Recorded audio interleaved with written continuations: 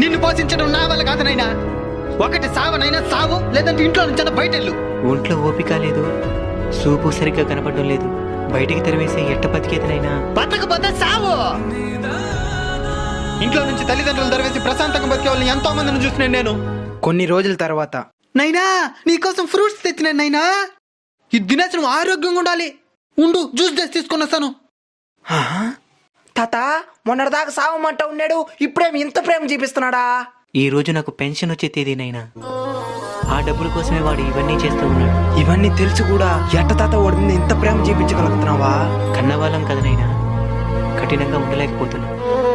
మా అలాంటి ముస్లిం వాళ్ళందరూ మీ పెళ్ళిళ్ళు చూసి చనిపోవాలని ఎందుకు ఆశపడతామో తెలుసానైనా. మేము సచ్చినా మిమ్మల్ని చూసుకోవడానికి ఒక తోడు ఏర్పడిందని ప్రశాంతంగా చావడానికేనైనా.